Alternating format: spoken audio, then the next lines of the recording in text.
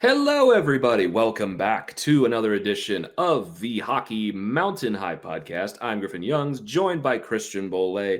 As always, we are very much down to the home stretch of the season for the Avalanche, down to just 12 games and back up to a 7-point lead on the division with the game in hand and the tiebreakers, and washing away, like about 10 days ago or so, at this point, that awful game against the Penguins by going into their barn and beating them very badly by scoring 4 goals in the first period.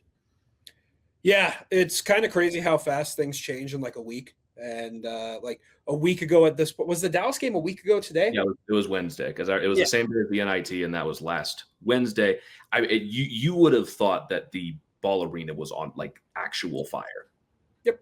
I mean, it's crazy. We what was the division? It was down to 3 or 2? It was 3 points. I think it was 3 points. Yeah. And we did not have the game in hand anymore, right? I think we've had the game in hand for like weeks now. Yeah, I don't know. I remember but still it was like we were up like 12 at one point. So being down to 3 was like crisis worthy. Now the Avs have won 3 in a row. Dallas has also lost 3 in a row, 2 of those being in regulation. They lost that game to Vegas that we were so sure they were going to win on Sunday. And then we're down 4-1 against the Devils in the first period of that game. Both of these games in Dallas, by the way. Dallas mounted a little comeback, but still lost in regulation. So now the Avs are suddenly back up to that 7-point lead. And if you're worried still about Dallas catching the Avs, Dallas, by definition, has to be more concerned about Minnesota catching them because they are only 5 games back with Dallas having a game in hand, or 5 points back with Dallas having a game in hand.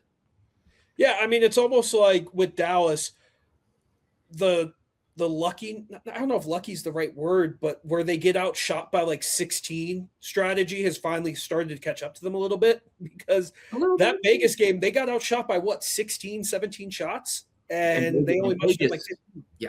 And Vegas is not good, as we'll talk about probably towards the end of the show. That is Vegas's probably best win. I'm going to like briefly scroll through the schedule. That is their best win since, oh boy. It's been a minute. Oh, wow. This is going back a while. Like probably Utah in November. Yeah. That might be their biggest win of this. That is their best win since October 28th against the Carolina Hurricanes. Yeah. In Carolina. Yes, like it's a bold strategy the Stars have. And yes, they are banged up right now. And the fact that they've been able to stay afloat with all these injuries is impressive. But you knew eventually that a couple of these games weren't going to go their way, and they didn't go their way this past 3. So the thing is are the Stars still the Avs' number 1 competition? Absolutely. I am not worried about the Stars in the slightest, because Jake Ottinger is not going to be that bad. You mean for the Stars? I don't want anyone to take that out of context. Am I No. I'm still worried about the Stars as the. You said you aren't worried about the Stars. Oh no, I meant to say I am worried. Yeah. Like they're still the Avs' biggest competition, but I'm not worried about their play recently. Yeah. I think that's where I was going with that. That's how I've been all year with them. They'll be fine. If you're an Avs fan, I'm more just thankful that they've lost a couple games and the Avs have recaptured that pretty big lead in the division. You still, like you said, have that game in hand.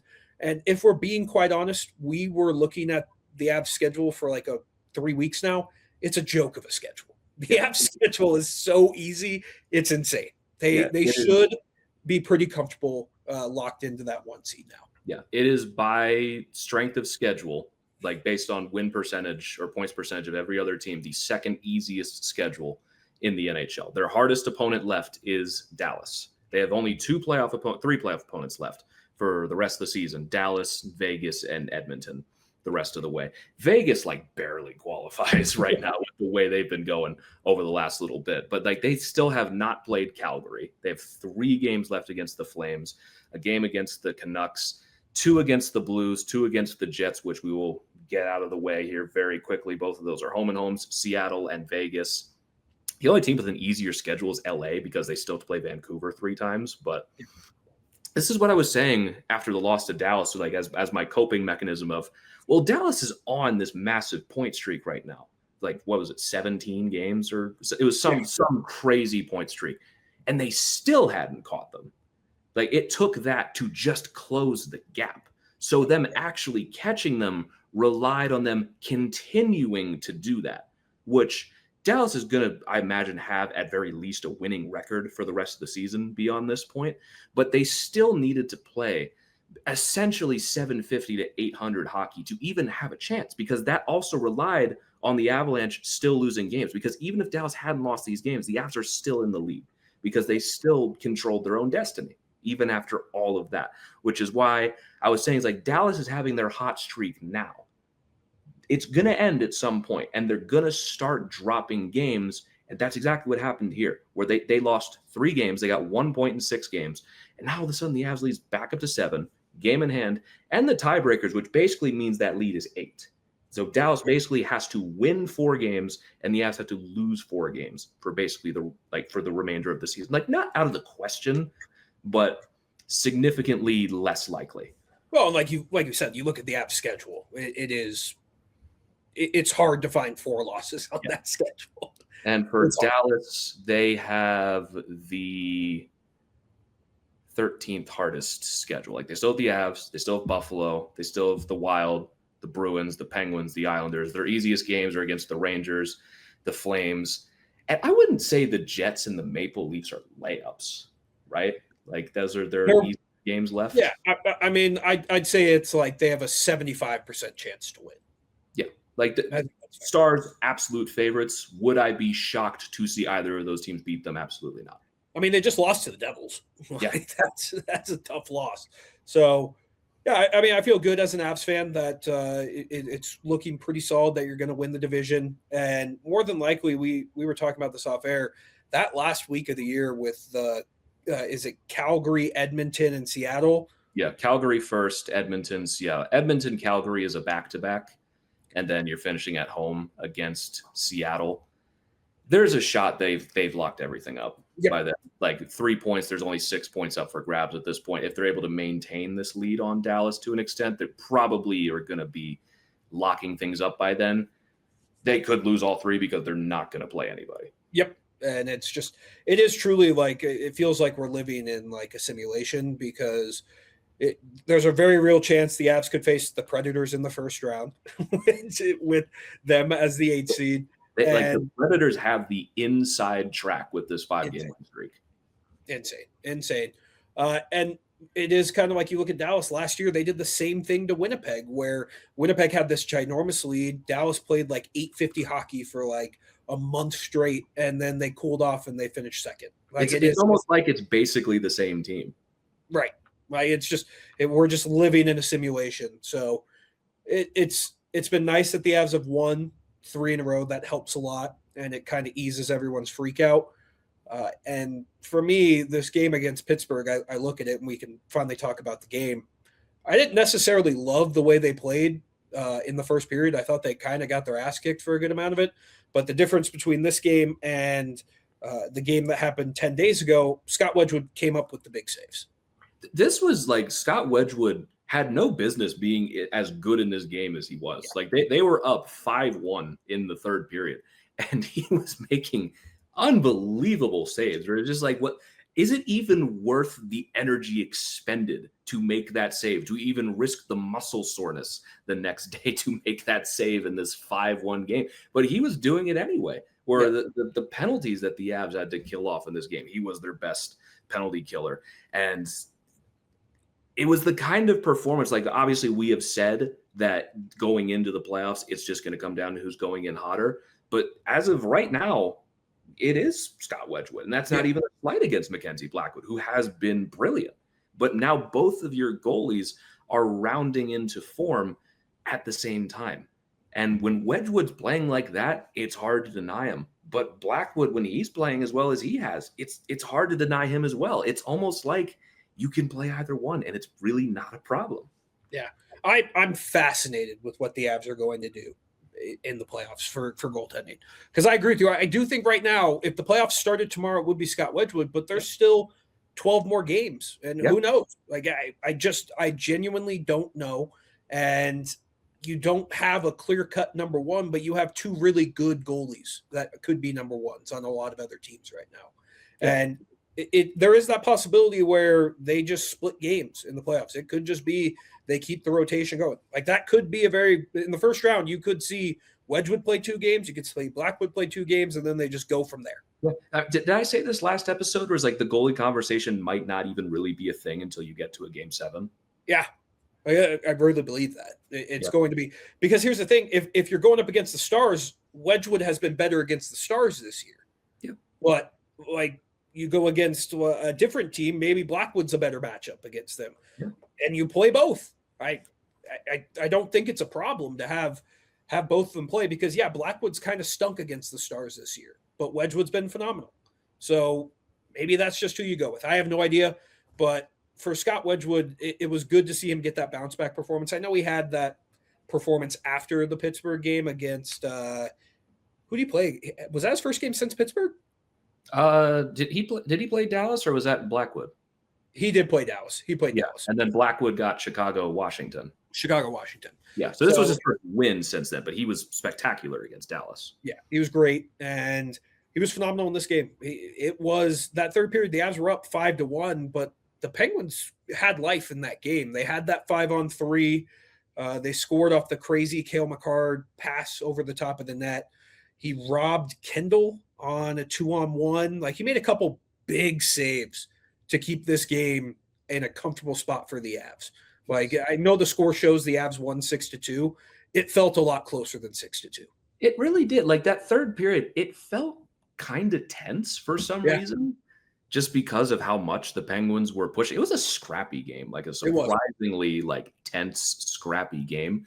But we wanted to make sure we gave Wedgwood his flowers, which is weird. It almost feels weird to do for a goalie in a 6-2 game, but he was that good, because there are some big storylines to talk about from this game. We've gone 12 minutes, and you can only hold back the dam for so long, because I have waited so long to talk about the return of Logan O'Connor.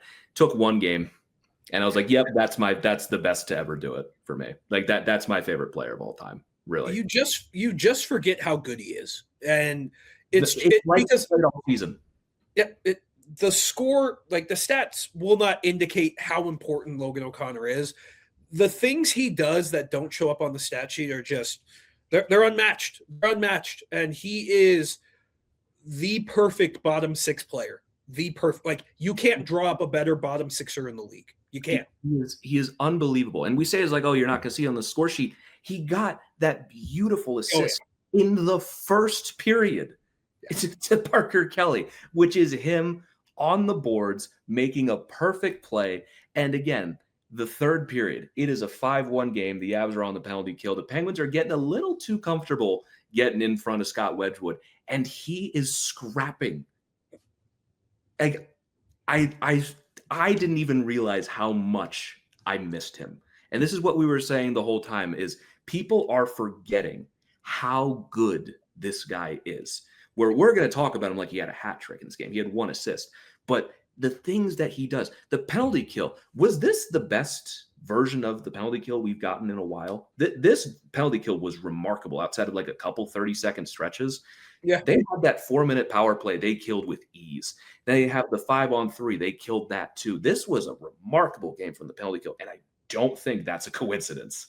No, I mean, it helps when you get one of the best penalty killing forwards in the league back. And the funny part is like, when's the last time the Avs were dangerous shorthanded ever this year? And I know O'Connor wasn't on the ice for any of those, but I'm going to put 2 and 2 together that Logan O'Connor being back, the shorthanded opportunities, they had 2 or 3 in this game. There was the one where it's like Cale Makar made the wrong read like 3 times. Like he had Kiwi Ranta for a breakaway, held it, still had him for the 2-on-1, held it, then had the shot himself, then tried to make the pass. But like, you would think they'd be better at shorthanded chances, considering they have so much film to watch of teams scoring on them. Yeah, and it's just, you don't realize it with Logan O'Connor until he's not in the lineup, because he is, I don't know what the right word is. Like, you can survive without him. You can. But when he's there, you just go, oh, that pushes them over the top. Yeah, it's like, to use a baking analogy, it's like when you put espresso powder in chocolate. You can survive without it. It's not like an essential ingredient, but when you do it for the first time, you notice, and it's so much better. Logan O'Connor, he is the perfect finishing touch to any team in the NHL. He'd be beloved in Vancouver right now, even as they are like 100 points out of the playoffs. On any cup contending team, he would be a fan favorite. He's like you said, the perfect bottom sixer. He makes that beautiful 15 minutes last night in his first game. And like as the game went on, like I'm sure Bednar's plan was to maybe ease him in a little more, but as they probably needed a little support on the penalty kill in this game, played him a lot more than he expected to. But it's Logan O'Connor. This is what I said about him. Is like, I don't know what version of him we're gonna get, but it's certainly gonna be one that works harder than everybody else. And that's exactly what you got in this one game against Pittsburgh, where I know he got bowled over in that scrum in front of the net by 2 people. I don't care. It's the fact that he's doing it. He's had massive hip surgery in the offseason on potentially a different hip, had a setback midseason. First game back, he's not easing it in. He's going right at it in a 5-1 game during a penalty kill. He is a monster. Like, you cannot teach that. There is nothing that youth hockey camp or the AHL or college hockey or anything is going to do to teach that to you. You are born with that level of dog. That is just who he is, and I love him. Dude, I kind of fucked with that Kadri Kelly O'Connor line. That's a lot of dogs on the line. Is there a bad combo? I don't. That is a dog line, man. That line is a whole bunch of rabid dogs. Like I looked at that on the lineup and I was like, huh, that's going to be interesting. And then you watch and you go, oh, okay, yeah, I see what Bednar was doing. Yep. Life is now miserable for everybody else. Like it was a hell of a line last night. Like, that line was creating chances the entire game. Kadri's +2. You talked about it with Parker Kelly getting the goal, his 17th of the year, and all of a sudden we're back on 20 goal watch for Parker Kelly. He's +1. O'Connor's +1. They play almost 16 minutes apiece. Like, that line is like, you just have options now. And it's just Logan O'Connor is like that safety blanket where you're just like, oh, come back to me. I needed you back so badly. And he's the mayor of Denver for a reason. He's the mayor for a reason. And seeing him back out there was truly a treat. And I don't want to go this long again without Logan O'Connor. I just don't. Yeah. It's like, again, it's like we made do without him. We were able to survive without, I mean, look at them. They've clinched a playoff spot before he even came back, and they're the best team in the NHL. But adding that back to this team just makes them that much more dangerous. Like, the penalty kill was exceptional in this game. They go 4 for 4 with having a 4-minute penalty kill plus a 5-on-3. Again, like we said, no small part to just having that guy and his instincts back. And think about this. That was the knocking the rust off game. Mm-hmm. That was the rusty Logan O'Connor. Well, like, the thing is, too, these next 10 games for him are the preseason. Like, it's just get back into hockey shape. And when the playoffs come running around, a healthy Logan O'Connor and a fresh Logan O'Connor is dangerous. It is dangerous. That is scary. And again, like, imagine the best case scenario that I laid out, I think, last episode, where Logan O'Connor's fine and now just doesn't have the wear and tear on him from an 82-game season, where he might have been okay to play maybe a couple weeks ago. Yeah. But they got him just closer and closer to being 100%. And now you're going to get a Logan O'Connor who's going to have 13 games, including this one, to get his legs under him, to rebuild just like some of the muscles that you don't even remember using when you play, just to build up a lot of those muscle memory, just the little details that you're not able to replicate anywhere else, and then go into the playoffs both fresh and warmed up and ready to go. That I pity that first round team that is getting fired up and fresh Logan O'Connor, and also playoff Logan O'Connor, who is a monster. Dog. And here's the best thing too. There's a very real chance tomorrow, by the time you're listening to this today, Arturi Lehkonen could play tomorrow. Yeah, I'm not going to get my hopes up for it, but like, he could. Like, we said the end of March. It is the end of March. It's so like, March. Yeah. Could you imagine just You throw back in Logan O'Connor. You throw back in Artturi Lehkonen. You just have a gluttony of dogs. Well, but you're forgetting the important detail of when you get one guy back, you have to sacrifice another because the Avs are now going to be without Nic Roy. I would imagine probably until the end of the regular season, just to be safe, right? Yeah, why not? I mean, there's no need. That's what I'm saying. Like, I'm not saying he's like actually that hurt, but it sounded like the language from Bednar kind of made it sound like that. It is also just like we've been doing this for 4 years now at this point. When it comes to this level of injury, this has been the best injury season they've had since 22, and even then 22 sucked. This might be the best injury season they've had in the history of this show, and it still hasn't been great. They've just got Logan O'Connor back, but it feels like every single year it's been, oh, this guy's been out for a while, but he's coming back tonight. Yeah, someone else is hurt. It's like even Kadri, who wasn't hurt, he was just in Calgary for so many years. Yeah. They got him back, and then you took Landeskog out of the lineup, and now here comes, granted, 2 guys back with Logan O'Connor and Ross Colton, who got the empty netter goal in this game. It takes Nicholas Roy out. So it's like, oh, what if we get Lehkonen back tomorrow? My first thought is, oh God, what happened in Pittsburgh? Who's hurt now? He's hurt. Because it is, I agree. Like the thing with Nic Roy, it really sounds like if it was game 1 of the playoffs, he'd be playing tomorrow. Yeah, like he is going to play game 1. Yeah, I agree with you though. If any player right now who has just like maybe not close to 100%, you're good. We got plenty of guys coming in. Get ready for the playoffs. I can get you basically what he said this morning. I'm taken from Arif's article on Colorado Hockey Now, great website. He said, on Wednesday morning, Jared Bednar offered an update on his status. On his weekly Altitude sports radio segment, Bednar said Roy would miss some time. The coach said he prefers to give Roy ample time to recover from the ailment before the playoffs. Yeah, he could play tomorrow if he needed to. Yeah, he could. If this happened in game 2, he's playing game 3. Yeah. But you'll probably maybe see him get a handful of games before the end of the season. Yeah, maybe. And like, here's the thing too, and it's not nothing against Nic Roy and against the Avs lineup.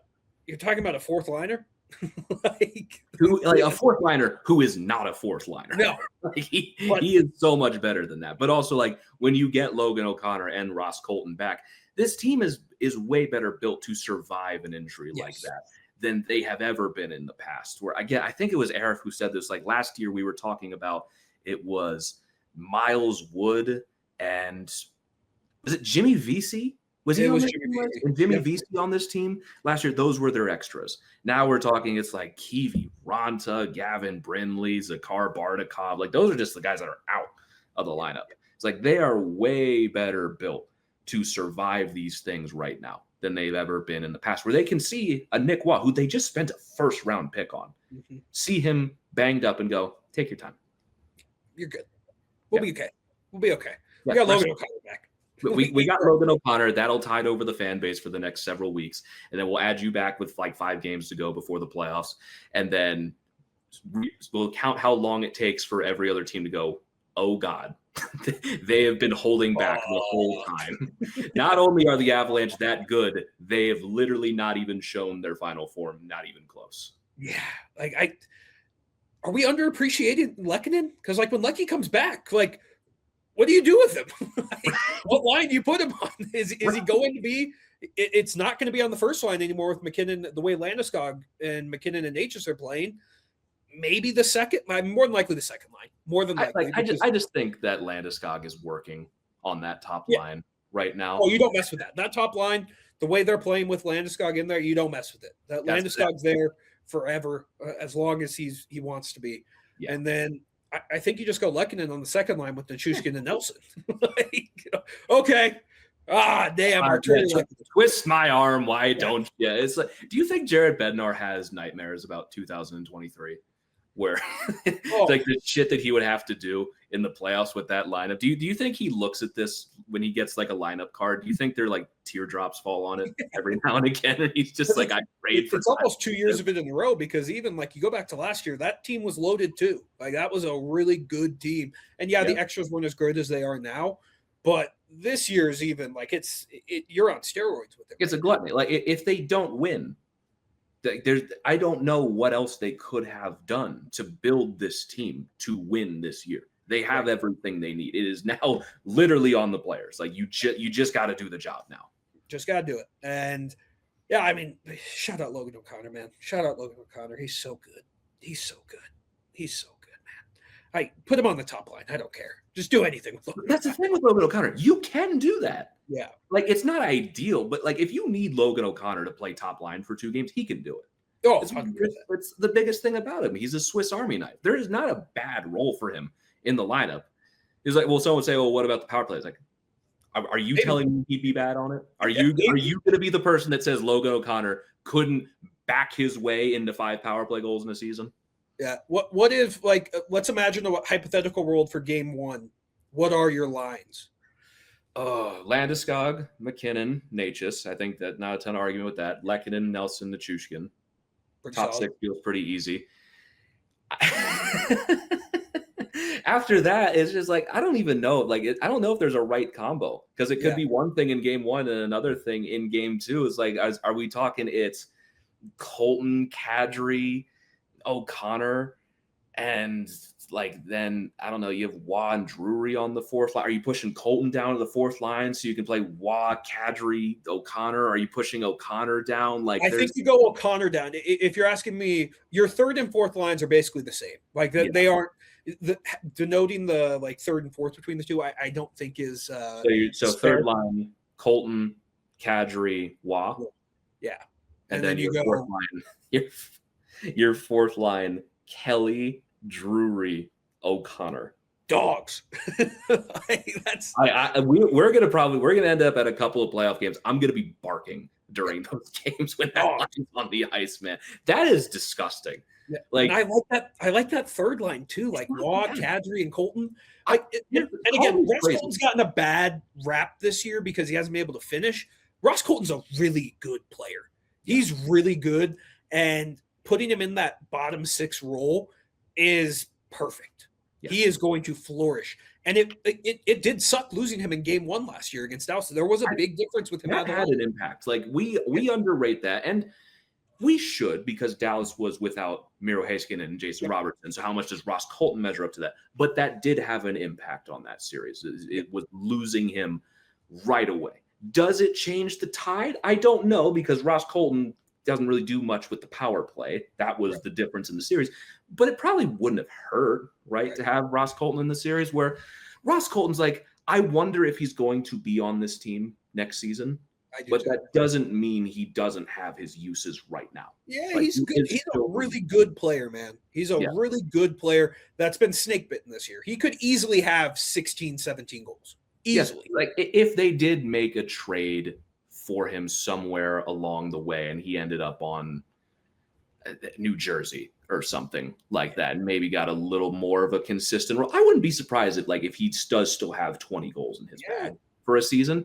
It's just, I don't even want to say Colorado is not working for him. He still is good and fits here. It's just not what we thought.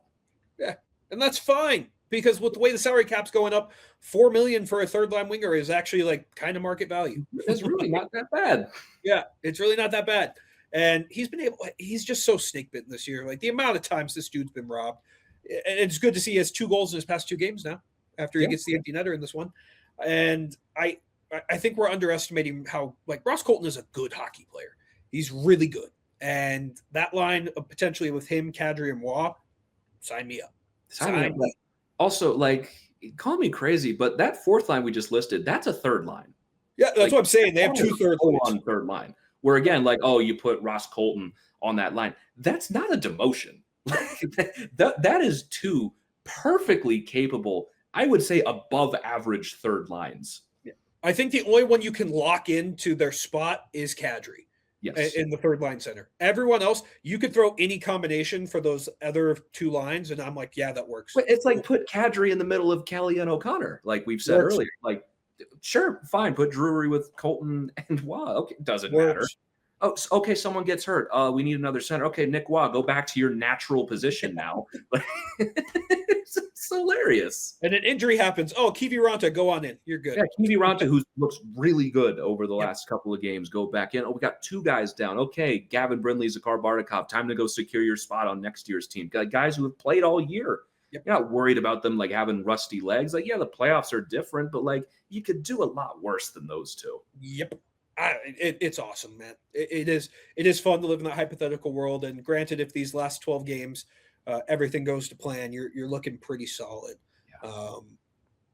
But yeah, we started this whole conversation with Logan O'Connor being back and just the variety it has. And I guess we should finish this Pittsburgh game because we talked about Wedgwood, talked about Logan O'Connor. Nathan MacKinnon gets a goal in this one. He's up to 46 now. It's going to be like, I think he still has the inside track to win the Rocket. I think he's still 4 goals up on Caulfield? I think it's 2. Is it 2? Yeah, because Caulfield is 44 now. Yeah. I mean, he's looking okay. I couldn't rule out Nikita Kucherov either. Yeah, at this point. He's 6 points back, but is Kucherov missing anything right now? I don't know, man. That dude's fucking insane. It's just so Nikita Kucherov. It was good to see him get that goal. Is this going to be one of the lowest Rockets won in the past 15 years? There's a chance that there was 52. The last couple that Ovi won, he was at 50, 49, 51. Really? Okay. Times. It wasn't like he was hitting the 60s. There was that. It's the goal scoring in the NHL has been so weird because you had that 3-year boom where it was almost 70. You had McDavid, Pasternak, Matthews. You had Rantanen over at 55 goals at some point in the 23 season. And now we're kind of tapering back down to, okay, now 50 goals is that really big accomplishment again. Whereas maybe that's just my brain being scrambled by the past couple of years. It just felt so out of nowhere. It's Austin Matthews just scored 69 nice goals, right? And then McDavid had 65. Pasternak had over 60 at one point as well. There was that point where it was 60 was the new 50, and 50 just kind of didn't matter anymore. Now it's okay, McKinnon's going to hit 50. That's a big accomplishment. Caulfield's probably going to hit 50. I'm not ruling out Kucherov, but you might only get 2 or 3 guys that hit 50 this year. But then you might get to next year, and then you might have Cole Caulfield score 60 or something, or Pasternak or Matthews gets their shot back. And now all of a sudden they're back in the 6. It was just such a weird boost period for a weird amount of years. Because what was the top last year? I'm not remembering off the top of my head. Last year was Pasternak. Didn't Pasternak win it last year? Did he? No. We should probably remember this stuff off the top. We're terrible hockey fans. Considering we do this literally all day, but why am I blanking on it? Why am I blanking on it? I'm going to look it up. Last year. Okay, do you have a guess? I went with Pasternak. Oh, it was Draisaitl. Yes, it was Leon Draisaitl. Yeah. How many did he score? 56? 52. 52? Okay. So I don't know why I blanked on Draisaitl there for a second.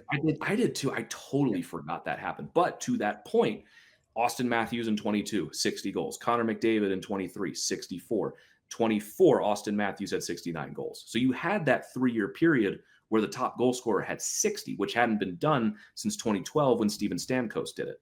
Because when Ovi was winning every year, it was the lockout shortened season. He had 32, 51, 53, 50. Crosby won with 44. Ovechkin, 49, 51, and him and Pasternak tied at 48. And then you got to this next era, shortened season. Matthews had 41. Then you got to the 60s. Now we're back down to those 50s again, which is strange. Which is strange. But probably the reason we forgot about Draisaitl is because I don't think anyone cared after Ovi. Ovi breaking the goals record was that's all people cared about. Yeah, I'll be honest. I don't even really remember who the top scorers were. Yeah, Ovi took over at the end of last year. Yeah, that's crazy to think that was almost already a year ago. Ooh, right? Kind of bummed.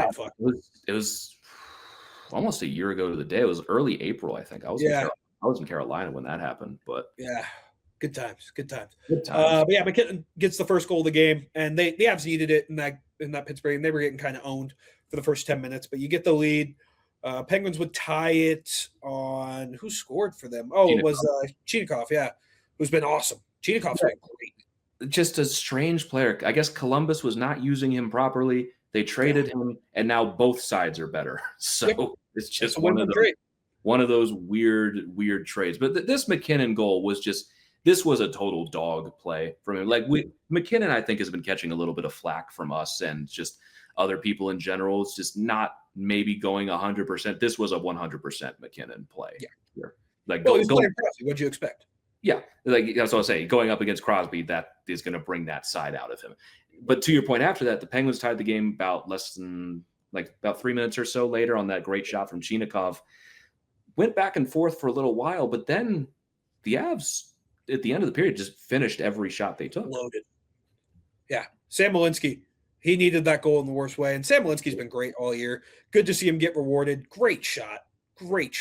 I mean, it's just so funny how he's just been like a 1-to-1 Sam Girard replacement, basically. It's the same like goal scoring drive. You know he has that offense in him. You see like that Cale Makar level puck handling skill with him. He just doesn't get goals in kind of the same way that Girard did.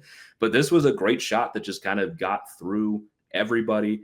The Avs get a power play shortly after. Was this the goalie interference one, or was that the Nate? Nate just scored on this one. That was a Penguins goal. What am I talking about? But Nate just scored 5 seconds in the power play. Great shot by Nate. Just I think what they say, like 8 or 9 straight road games with a goal. I think it was 8 straight road games with a goal, but still hella impressive in this game. And just again, the Avs have scored 10 power plays since the break, I believe, and are operating at 26% since the Olympic break. That's all we were asking for, man. That's it. That's more than we were asking for. That's more than we were asking for. We were asking for 20.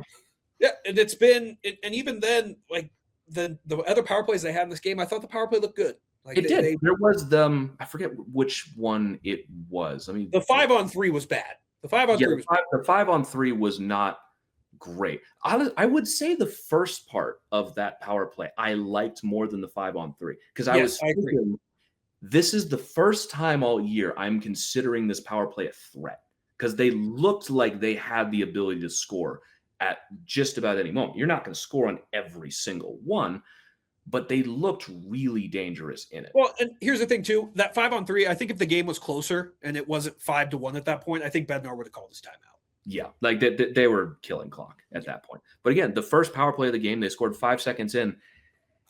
Nate just has to stay there, and I think he is at this point. Like the one-timer is just working better than it did with McKinnon, and also Cale Makar on this play, selling that shot the whole way, and just that beautiful pass over to Marty Necas, who, again, career high in goals. He's at 34 right now because he scored the 5-1 goal in the second period. His career high before this was 28, I believe. Like he is crushing his career bests. 88 points. He's well on pace to 100 points. Yep, 88 points right now. Like give or take 100 points. He's got 12 games to get to 100 points, so he'll need to be a point per game. Not out of the realm of possibility. He's a point per game right now. A point per game. Here's the thing.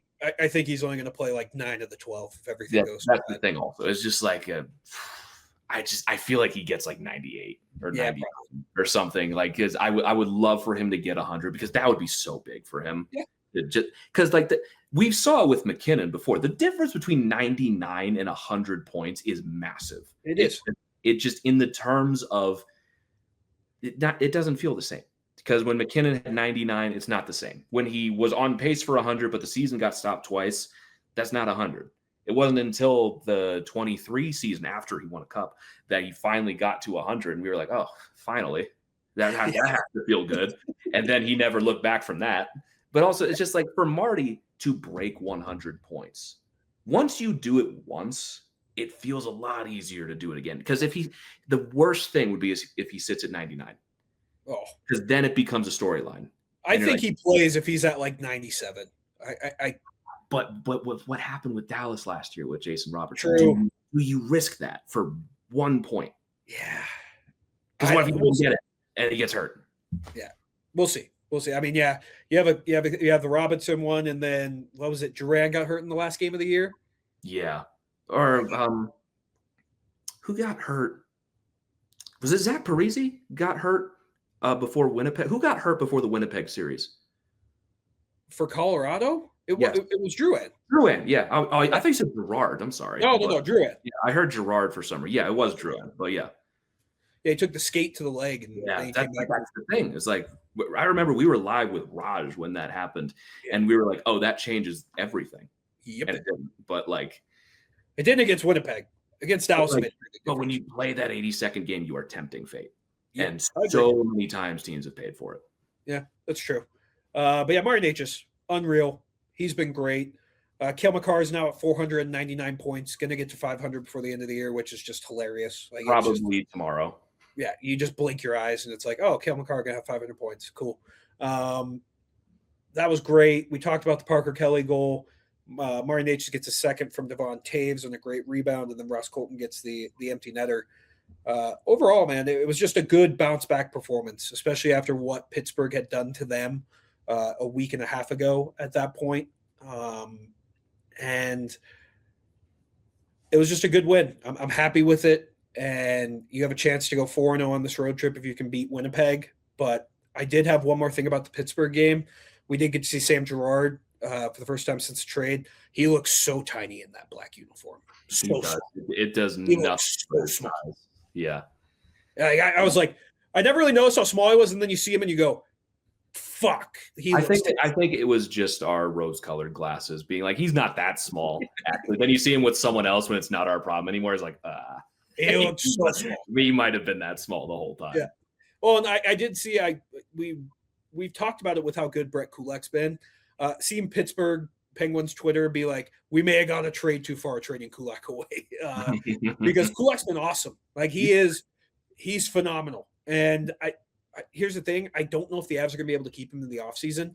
You got to do whatever you can to keep him. I don't know, man. They might have the space. They have more cap space than people think this offseason.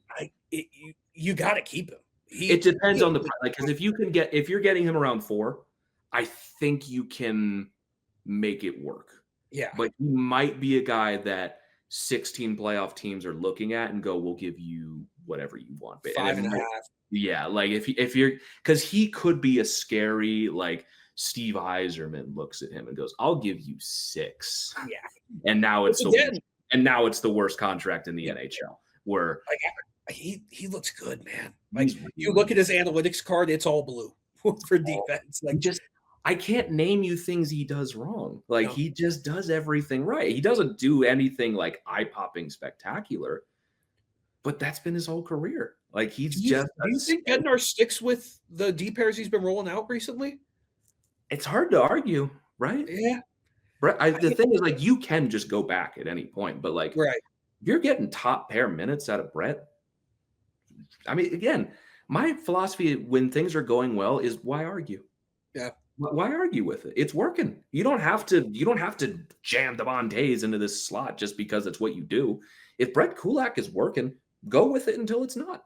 Yeah, I agree with it. And it's again, I don't think Devon Taves is playing bad. I do like him and Malinsky as a pair. That's a fun pair. That's also the thing too. Is like the way you're able to mix up these pairings right now also takes minutes off of Brent Burns. Yeah, who have been struggling a little bit, but that's also been the problem of they haven't been able to spread those minutes around. Yeah. And now if you can mix it up just a little bit, you're kind of taking some of that load off of him, which again, people have been like, oh, they should scratch him. They should bite the bullet and scratch him. It's like, well, no, this is the better way to go about it. It's like he's still eating minutes. Like he's still playing 17 minutes a night. But technically, he played one less second than Malinsky, which makes him the least played defenseman on the team last night. But just the way they're rolling out lines, I like this. Like, I like the way this is going right now, where, again, if you need to pull that nuclear option and put Devon Taves back up there in a close game, go for it. Yeah. Kulak, Malinsky, no problem. Like, no problem with that whatsoever. Yeah, I agree. But that was just a fun game against Pittsburgh. It was good to get some lick back. Yeah. I think winning in the way that they did was important too, because it wasn't like, oh, they won 4-3. It was like, okay, that game sucked in Colorado, basically did the same thing to them, which felt really good. So now you go into this game against Winnipeg. I think the most important thing about this game is that you can watch it with us at the Yates, because we have another watch party coming up this Saturday. So the one against Winnipeg in Winnipeg, not yet. The one at home, 5 p.m., number 38 in Denver. We are going to have another watch party pregame at 4:30. I will be there for that. Christian will be there at puck drop because he has a real big boy job. You know, has to keep prioritizing. Big boy job is a hell of a word to put in front of that. You make money. You make the real adult money. But if you want to come hang out with us, you can watch the game with us at number 38, sponsored by Fix It 24/7 and sponsored by Jameson. Again, it is going to be a beautiful day on Saturday, and we're going to have that outdoor patio going all day long. If you have not been to the number 38 yet, let me tell you, as someone who does not spend a ton of time in bars, this place is spectacular. Like, they have the best food. They have so many of the high definition TVs, such a great atmosphere, such great people sitting around there too. Like, it is just such an unbelievably fun time. And it will be the first time that me and Christian are able to go to a watch party at the same time together. Granted, not the pregame show, but you get that twice a week with us anyway, so you're going to have to live with it. But it's going to be so fun. I'm looking forward to it so much. And we're going to do a show in the Mile High Studios, Mile High Sports Studios after that game, which that'll be, like we said earlier, the first time we've recorded a show together in person. Please come record us through the glass on your phone so I can feel like I'm a zoo exhibit. Yeah, do that. Maybe we can do, like, if you're there, a live mailbag. Like a live mailbag. That's risky. It is risky, but that's risky. We'll see. But it's gonna be a blast. You got the Avs game going on. You got March Madness. I think that'll be a Sweet 16, Elite 8 matchups going on. So come hang out. It'll be a blast. I'm really looking forward to it. And you'll get to meet the whole Mile High Sports crew, Hockey Mountain High, everyone. It's just a blast. And if you haven't gotten a chance to chat with Colleen, who we've had on the show, she is just a wealth of hockey knowledge, and she's fucking hilarious. Like, she is brilliant.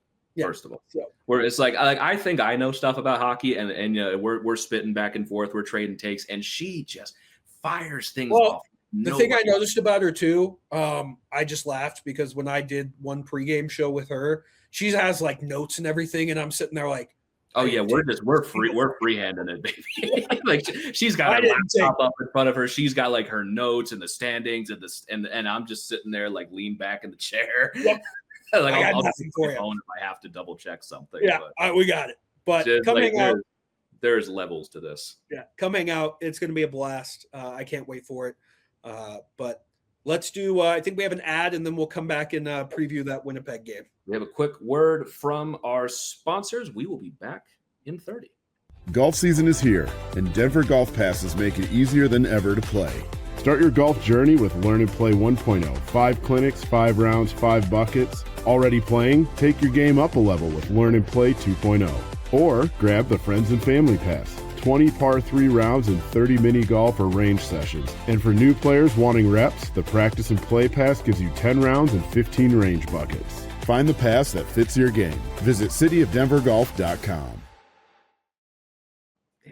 They kind of popped off with that music. I'm not gonna lie. I may have to go take some golf lessons. Man. I might have to get some. I want to know where they got that corporate pop. I'm going to use that. Yeah, that was great. They kind of popped off. They kind of popped off with that. I like that. But let's talk about this Winnipeg game tonight. By the time you're listening to it, Winnipeg games, because we'll do both. Winnipeg games, touche. You got to go into the House of Horrors of Winnipeg, where you've scored one regulation goal in the past 3 years in the regular season. We thought this game was going to be a lot bigger with Winnipeg maybe making a push for the playoffs. They still have a chance. They need to win these 2 games against the Avs to really make it interesting. Yeah, this is their season. Like, if they're not in a position where they can be dropping 4 points, because right now they're at 72. They win both, they will be at 76. And if they'll need teams to lose, but that would put them, if Nashville loses 1 point behind them, like that puts them firmly in the mix. If they lose both, they're done. They're done. So you're going to see a sense of desperation with Winnipeg. Hellebuck's going to start both games either way. The thing is the game in Winnipeg I'm more nervous about. When we come back to Denver and Winnipeg can't line match us, I think we crush them, because Winnipeg wants to drag the Avs down and play Winnipeg style. And we saw it 2 weeks ago. It was the most boring hockey game all year. Like, that game sucked to watch. It was terrible. And I think this game tomorrow or tonight, by the time you're listening to this, it's going to be a drag it out, slow game. I don't think the Avs are going to struggle as much as they did last time. I think they're going to come out, get back. I think it's still a low scoring game. I think it's closer. I have a feeling it's a 3-2 overtime win. I was going to say 3-2 overtime as well. I think it is almost the same game as Winnipeg, except the Avs can finish this time. Yeah. I think they're going to miss two wide open nets in that game. Right. I think they are going to finish on some of those chances. I think Winnipeg still has a great game. I agree with overtime. I kind of hate that we always have the same fucking score. It's really annoying. We're the same person. We're the same person. So I'll say it's a shootout just to be different, because I do think this is going to go past regulation, and I do think the Avs win. I think it's going to be another struggle, but I don't think it is going to be as like skin peeling as the last one, because I think they're going to score early, and I think they score early in the third period too. And I think they're able to get that game to 2-2. Winnipeg is going to get their 2 garbage goals. It's going to go to overtime. I think the Avs have been better past overtime lately, and I think they'll get the win there. Yeah, it is going to be a boring ass game, but then we come back to Saturday. I think the Avs crush them, maul them. I think playing the same team and bringing them to your building for the second game favors the Avs so much. Like I think this is like genuinely like another 5-2. Yeah, because they won't be able to line match, and McKinnon and Natchez are going to be able to feast. Well, also like that will be the 4th time they played the Jets this year. The first game they struggled, especially on special teams. The second game they struggled and lost. I think they have a 50-50 in Winnipeg for this one. The Avs get one at some point. Like they're going to have the game where they are just better, and that's going to be the second game.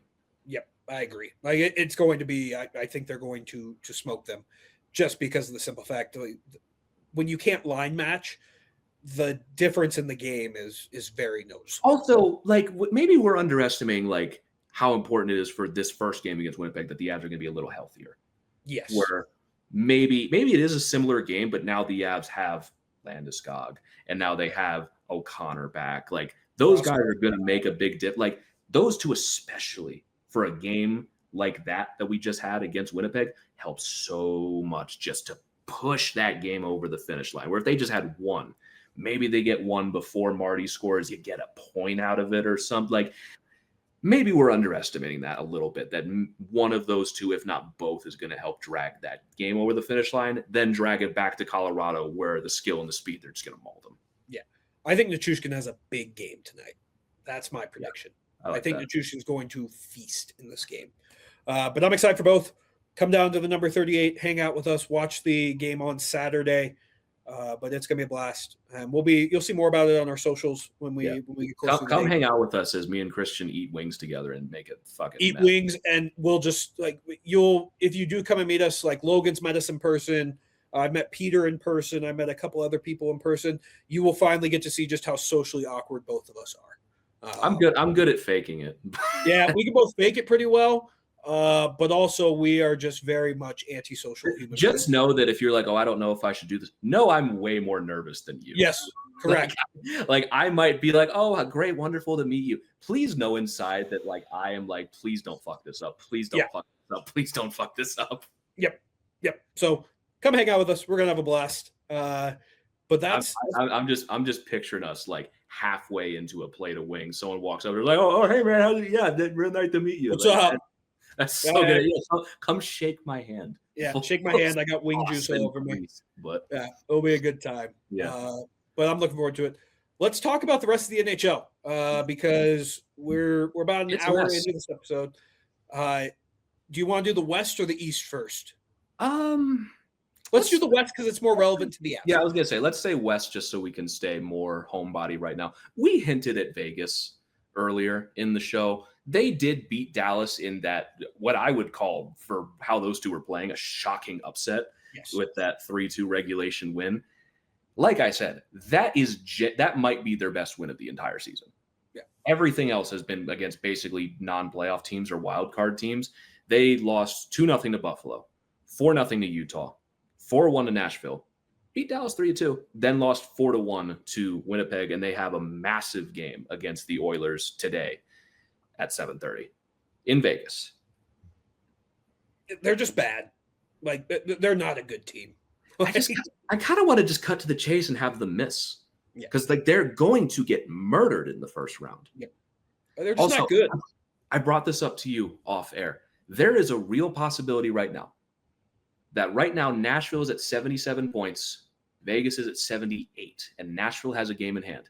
There is a real chance that the Avalanche could play a Nashville Predators team with more points than the third seed in the Pacific, Vegas Golden Knights, who Edmonton's probably going to play. So there is a real chance that Edmonton will, by points definition, have an easier first-round opponent than the top team in the league.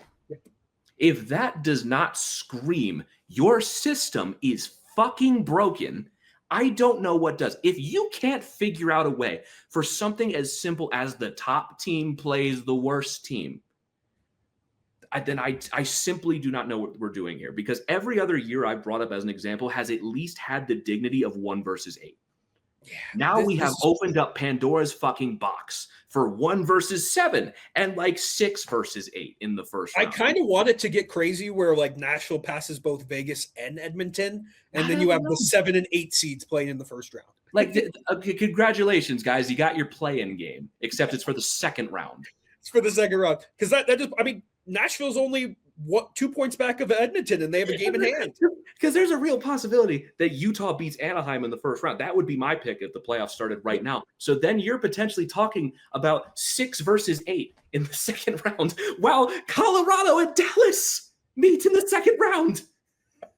1 versus 2 in the league.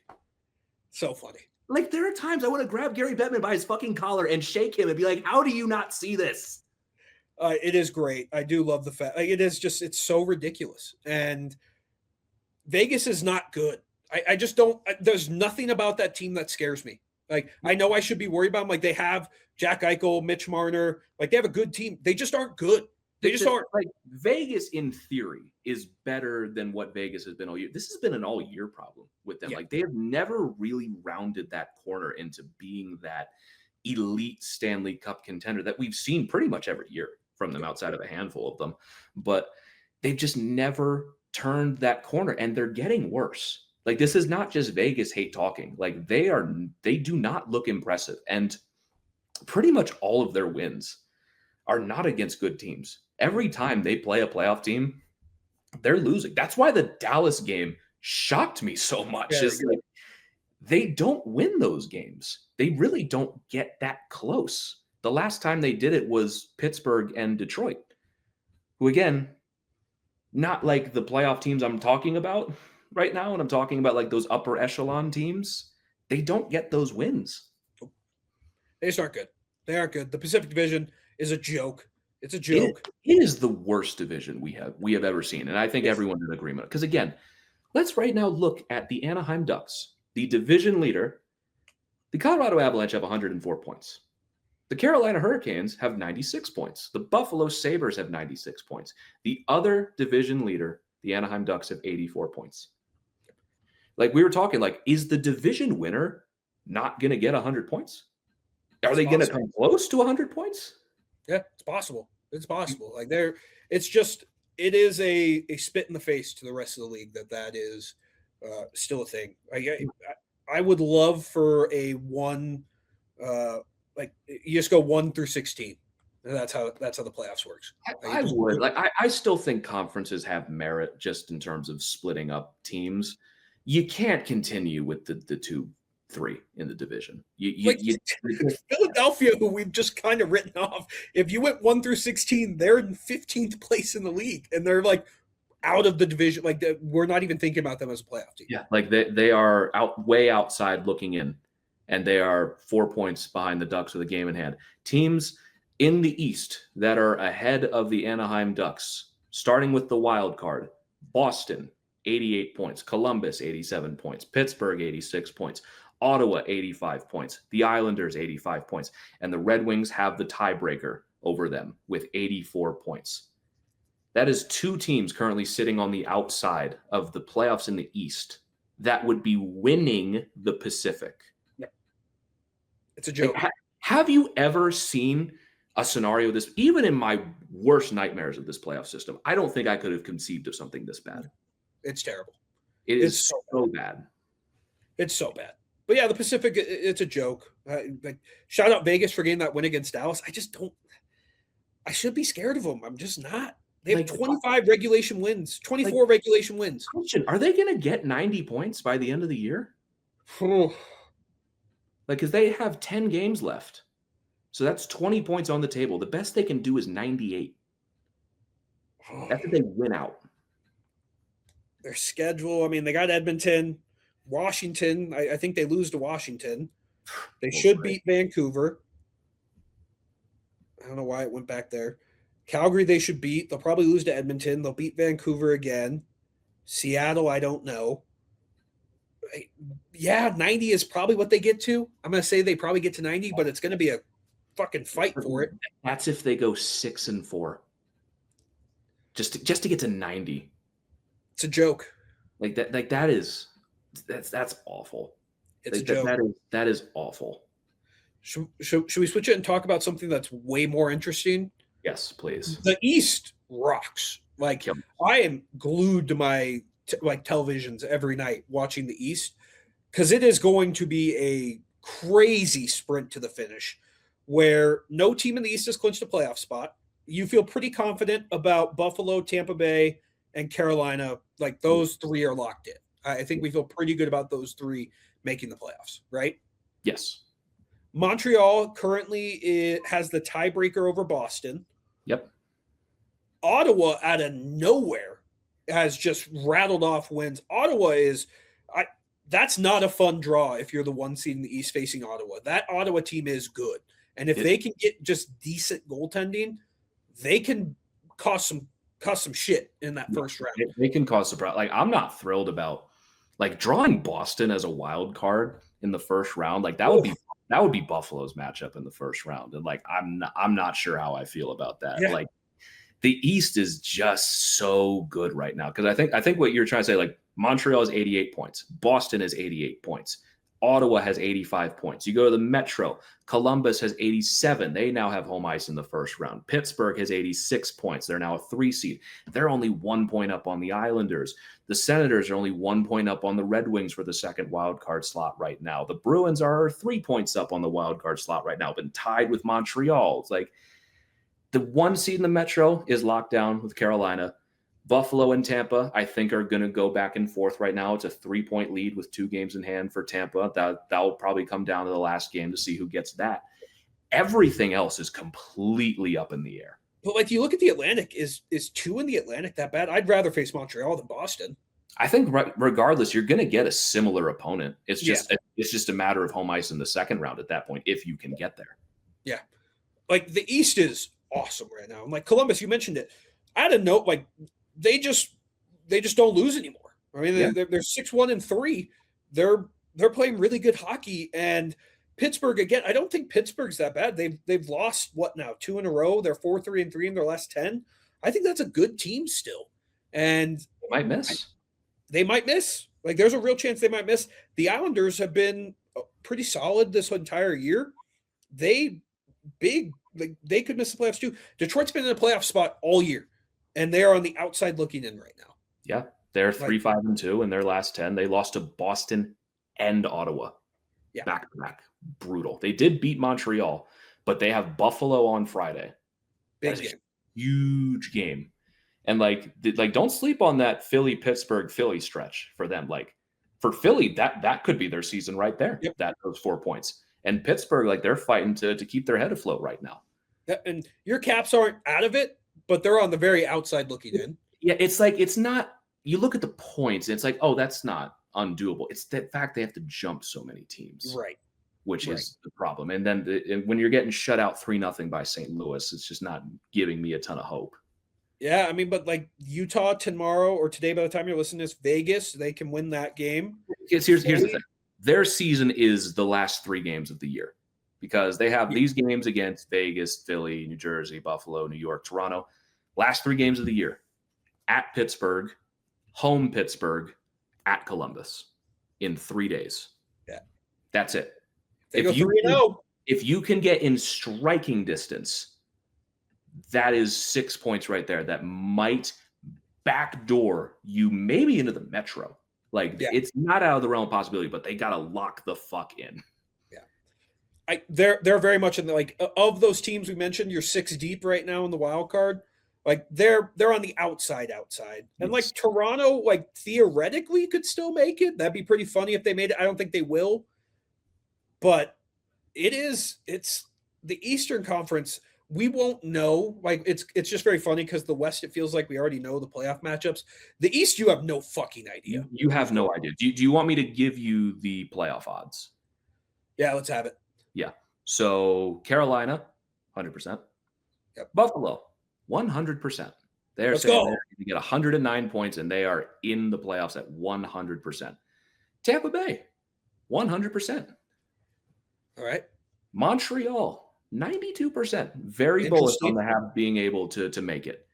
After that, in the East, is Columbus at 88%. Feel pretty confident about that. Feel pretty confident about that. They have them at 100 points.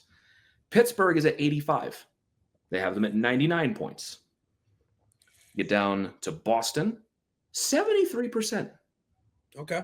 Also at 100 points. And Ottawa, technically 1% higher, I did that order, 74%. So they feel very good about the teams that are currently in right now because they have the inside track. Right now, Detroit is sitting at 40%. The Islanders are at 31%, and the Flyers are at 13%. Caps are at 3%. Ottawa has been great. I'm worried about their injuries, man. That defense is it's held together by Scotch tape. Like it is. They're down Sanderson. Shabbat's out now. Is Zub hurt too? I think Zub may be hurt. Like their entire defense is just AHL guys, and that concerns me a little bit when you don't have the great goaltending behind it. Well, here's the thing: is like Ottawa, I feel like is getting underappreciated for how fantastic they have been post Olympics. Because since then they went 1-0-2 just in their first 3 games. Since then they've only lost 2 games. They beat Calgary, Seattle, Vancouver. They lost to Montreal, beat Anaheim, San Jose, lost to Washington. This last stretch, they beat the Islanders, they beat Toronto, beat the Rangers, and they beat the Red Wings. That's the big one. They beat the Red Wings in regulation. Yep. That's the big one right there. Well, you look at that forward group, and it is kind of a shame that this team should be comfortably in the playoffs right now. Like that forward group is awesome. Like adding Warren Fogle at the deadline, beautiful. Like that's a good forward group. That's a really good forward group. Yeah. It's just the injuries have caught up with them. Ullmark has stunk this year, and I don't even know who their backup is. Is it Mads Solberg still? Say it's James Reimer right now. Remember the Avs beat them so bad they signed Reimer in the middle of the game. Right. Like their goaltending has been so putrid this entire year that if they just get decent goaltending, which I think they're only getting like 875, that's all they need to win. They just can't have a goalie post like an 800. Yeah. So it's tough. If you're asking me who I think gets in, what was that? What were you saying? Sorry. I was saying if you're going to ask me who I think gets in here, I think the Bruins are going to make it. I feel pretty good about them. I think that's a solid team.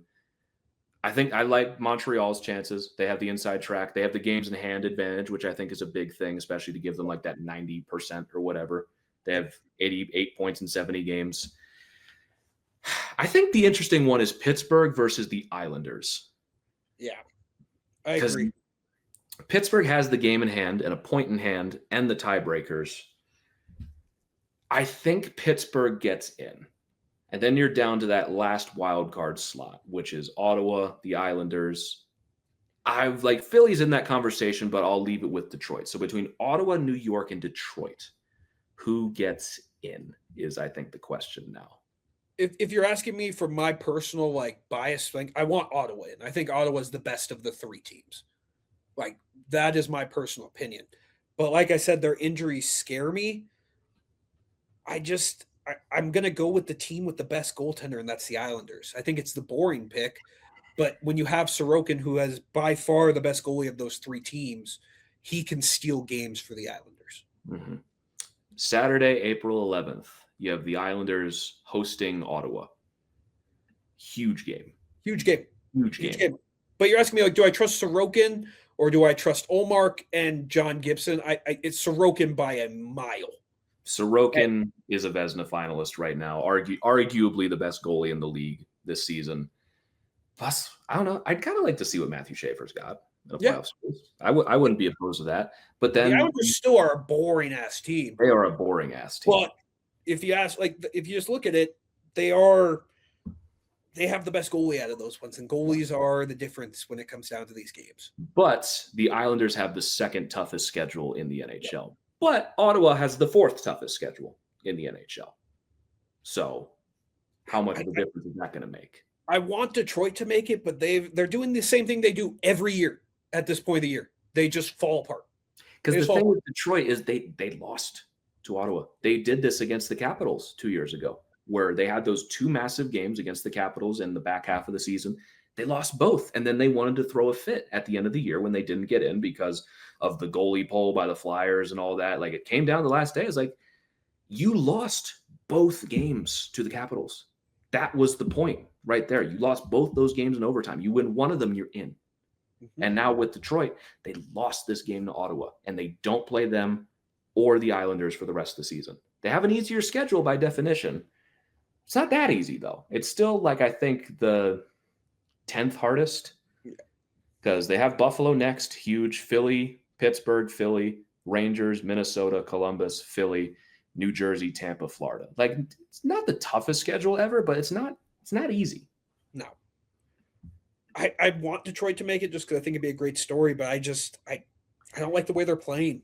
And Larkin coming back is massive for them. Larkin being back is huge. Yeah. But I feel good about Boston. I think Boston's the only one I feel like really good about. Montreal, Montreal should be in, but also Montreal, there's something about them. I still think they're a year or two away. They're young. But they are, like, Cole Caulfield is turning into that guy. Like, they're getting a lot of those people to turn into that guy. Like, maybe they're not at that point yet, but they are developing into being those kinds of players. And I think they're in. They might trade with Boston, but also, like, the difference between the 3 seed in the Atlantic and wild card 1 is not that huge. No. It's Tampa or Buffalo, where it might not even matter. They might flip-flop, and then you might just get your opponent changed anyway. So it's not really going to make that much of a difference. How big is that game, Columbus-Montreal tomorrow? Yeah. That's a fun one. I mean, we're going to see what Montreal's made of, because after that, they get Nashville, who's probably one of the hotter teams recently. They go to Nashville, then they go to Carolina, then to Tampa Bay, and then Rangers, Devils, the next 5 for them on the road. Yeah, and then they have a home and home against the Devils too. Yeah. So we're going to see what the Canadians feel pretty good right now, but that's a tough 5-game stretch. Things change fast. Yeah. So I'm fascinated by the Eastern Conference. Like, it's going to be awesome. A lot of teams in there that, like, no one was expecting the Sabres. Like, that's going to be – I saw videos of their last playoff game. I don't think we're ready for playoff hockey in Buffalo again. Dude, that game today against Boston was electric. Like, that crowd is so ready for the Sabres, man. They're so ready for them. Like, we're not ready for what that game will look like, game 1 in Buffalo. Where the way I'm hoping it shakes out is you swap the current playoff matchups where you get some combination of Buffalo, Montreal, Tampa, Boston in round 1. Because even the winners of those series, like, there's not a bad way to match them up. Because you got like Buffalo, Tampa, or you get Boston, Montreal in round 2, or you get Tampa and like Montreal, or you get Buffalo, Boston. Like, all of those series are fantastic. They're bangers. The point I was going to make about the Red Wings is, from an outside perspective, I would prefer them not to get in this year because I want to put the focus on the team making the playoffs in a long time, being Buffalo, and then Detroit makes it next year. Fair. Okay. I can respect that. But here's the thing that's just laughing about, like, it's all, we're talking about the fun. I still think it's Tampa Bay coming out of the East. 100%. Like, it is. Like, Tampa is the best team in the East. I know Carolina's yada, yada. Nothing about Carolina impresses me. If Carolina does it, all respect to them. Yeah. We have seen this movie so many times. Yeah. Like, that no one's even talking about them because it's the same thing. Mm-hmm. Nothing, like, they're going to smoke their way through the first round. They're going to smoke whoever comes out of the Metro. And then can they win more than one game? The pity game they got last year against Florida. Like, just sweep. I forgot they won one, if I'm being honest. Exactly. But that's how disrespectful that that gentleman's sweep was. Like Tampa rested players. I'm sorry, Florida rested players in that game 4 because they're like, what is it going to hurt us to rest these guys up? Oh no, they got one. They won their first Western Conference final game since 2006 in like 4 tries. That game was more disrespectful than them actually sweeping them. Fair. Than giving them a pity game 5. So for Carolina, literally nothing matters until the 3rd round. Like we have given them no mind, no credence all season. Like if they, in the first 2 games of the Eastern Conference Final, win 1, then we can talk about it. Yep. If it's a 1-1 series, I'll give them 1-1. Then we can have the conversation. But until then, I don't care. I don't care. Yeah. Agreed. But awesome. Do we have any mailbags before we wrap up the show? We do not. All right. Back-to-back episodes, no mailbags. Yeah. Everyone hates us now. Everyone has stopped listening. We're washed. We're unked. We're chopped. We fell off. All the buzzwords. But yeah, we're all those things. You have no idea what I just said. You looked like your brain froze. No, my brain froze for a second there. I'm still learning. I've had people like, some people will be like this whole mogging thing. I don't know what mogging is. Yeah, the mog. Yeah. Yeah, nothing. There's certain things I've accepted with age where it's like I feel like I'm pretty hip and current. No idea what that is. Yeah, it's basically a way of saying better than you at something. Okay. So if I like hockey mog you, it means I know more hockey than you. Okay. It's one of those things you can just like put with anything. Be like, okay. If I send you a picture of like a steak, I'd be like, I'm dinner mogging you right now. Okay. Yeah, right. It makes no fucking sense. Like you have to accept with all these things. They make no fucking sense. Yeah. Like I'm still wrapping my mind around 6'7". 6'7" old news these days. That's what I'm saying. Like I've accepted the fact that I am like I'm in my 30s. I'm washed. I'm unk. I'm washed. I'm chalked. We broke. We fat. We chopped. We unk. Okay. Yeah, I mean, you just said a whole word salad right there, man. Like I got nothing for you. Nothing for you. And like, here's the thing. I feel like our demographic of our show is a majority like people in like my age range. That makes it so much funnier. I know, that's what I'm saying. So you need to keep us hip with the. I don't know these things. These are for you're in your early 20s, brother. You have to know. I'm in my mid 20s. Excuse you. I'm 25. I'm basically dead, bro. No, you're good. You're good. It was a mind fuck. My brother's turning 30 this month, and I was like, what the fuck? How that? And I forget that we're a year and a half apart, and it kind of makes complete sense. But he's turning 30. So it literally is me just crying to the wrong crowd of people for me to be like, oh my God, I'm in my mid 20s. Yeah. Like, there's probably people listening to this who are like in their mid 40s and they're like, fuck these guys. So yeah, I'm sure they appreciate me saying I'm like dead at 25, but that is my favorite bit at work because I work with college students who are like juniors and seniors. And I tell them when they ask how old I was, like, I'm 25, I'm basically dead. And they're like, that's not that bad. I'm like, just wait, you're not 25 yet. Yeah, like here's the thing too, like a lot of the people on like my previous jobs, I was working with like 15, 16-year-olds. And that was when I was in my early 20s and I felt old with them. I can't imagine being 31, almost 32 now. I'm working with those kids. I'd have no idea what to do. No idea. None. Zilch not. I have a 20-year-old who works for me right now. The trick is you kind of just have to play like the stern, clueless old man that doesn't understand trends. You do, but like you have to play along so they think they're teaching you the trend. So that when you finally hit them with like a 6-7 for the first time, they lose their fucking mind. Yeah, he I don't think he meant this in a mean way, but he was like, we were talking about it and he was like, where did you used to go out? Like when you were like young. And I was like, he didn't mean it in a mean way, but like he meant like when I was his age, 21, like where'd I go out? And I was like, we We went down to the speakeasy. Yeah. I was like, I used to go to this place called Luster Pearl. He goes, what's that? I was like, oh my God. You know, and then I look it up. I'm like, Luster Pearl closed like 6 months ago. I'm like, Jesus Christ, man. Yeah, we took the horse-drawn carriage down to the ball. Yeah. And we again, he meant nothing behind it in a mean way, but he was like, when you were young, where'd you used to go? I was like, fuck. Because it was 10 years ago at this point now, 11 years ago. Like I was thinking about that earlier. Like, again, I'm crying to the wrong crowd. But it was like, oh my God, I graduated high school like 7 years ago. Dude, my 10-year reunion was a couple of years ago, and I was like, what the fuck? Like, yeah, it feels like we just graduated. It was 10 years ago at that point. I was reminiscing. I'm still friends with a lot of my people from high school. I was talking to like my best friend, and she was like, I remember like we took pictures after graduation. That was 7 years ago. What the fuck happened? When did we get so old and cynical and sad? I was like, bro, you're telling me I lost my hair like a year after that. Yeah, it's just again, I'm not actually that old. I'm 31. Like it's not that old, but fuck. Like when you deal with the young people, and I'm also just turning into that. Like anytime I see teenagers walk into my store, I just go, these fuckers. Like they're gonna cause so much of a nuisance in here. Yeah. You know, I'm just an old man now. I'm an old man. That is the natural cycle of everything. I am already turning into the old man who hates technology, where I see anything AI, I'm like, fuck this. Back in my day, we used to make things by hand with our brains. I'm going to be that guy, basically. Did you see we got a big win, though, with Sora shutting down? We did get a big win with Sora, and I wish I was happier about it because, fuck, that means something even worse is coming.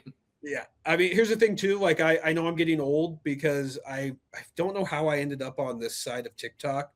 And there's a bunch of comedians who do bits about this. I've had so much World War II stuff pop up on my TikTok lately, and it fascinates me. It is fascinating stuff. It's what they say. It's like when a man gets older, he goes down either two paths. He either starts smoking meat or gets really into World War II. Yeah. I'm fascinated with World War II. And I will definitely be the smoking meat guy. Yeah, it is insane. Just like World War II was a fucking like crazy event. And the whole thing I watched today was about how Mussolini got into power in Italy. And I was fascinated for like 30 minutes. I watched like 30 minutes of it. And I was like, man, that's crazy. How'd that happen? But yeah, I'm not making fun of you when I say this at all, but the way you're just like World War II, man, that shit was fucking crazy. Yeah. So fucking funny. Here's the thing too, like I studied World War II in like high school and all that stuff. It didn't interest me as much as now. I'm like watching. I'm like, damn, that's crazy. Yeah, that's wow, crazy. I can't believe this. Yeah, and then the new one too.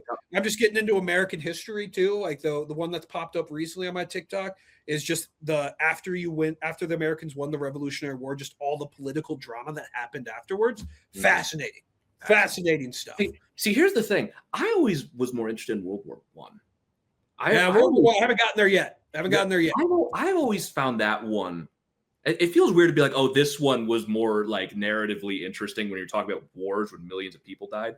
But it was just, I found like World War One was just like the world shifting like all at once, where you saw for the entirety of human history, like one way of warfare, and basically everything just changed overnight, at the start of the war, where you had national powers like getting crushed by like smaller nations because they didn't realize that the technology gap had closed so much. The Germans didn't realize the Belgians had Maxim guns and were just marching like lines of troops into the streets. It's crazy, man. And that's how I know I'm getting old. There's a 10-part documentary on World War II being narrated by Tom Hanks coming out on the History Channel later this month. And I will be watching that. Banger. You are in your 30s, brother. That is a point viewing. I am in it. So it's just, I mean, I guess that's just what a single guy in his 30s does now. Is just fucking insane amount. I still play video games. I do all that shit. But goddamn, World War II, fascinating stuff.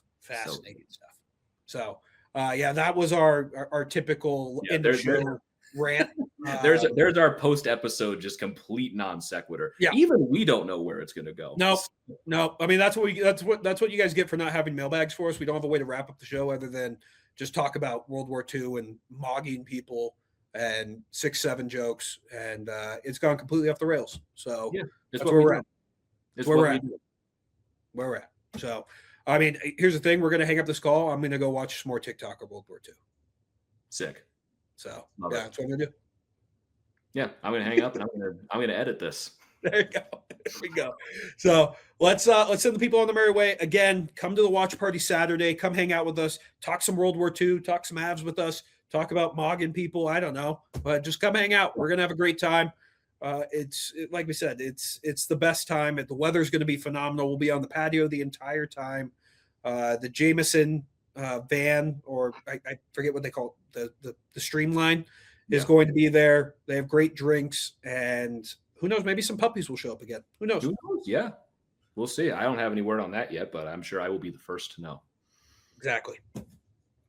All right. Well, we are going to wrap this one up here. Thank you all so very much for tuning in. As always, it's a good post rant where we're almost nearing like 90 minutes. That's always fun.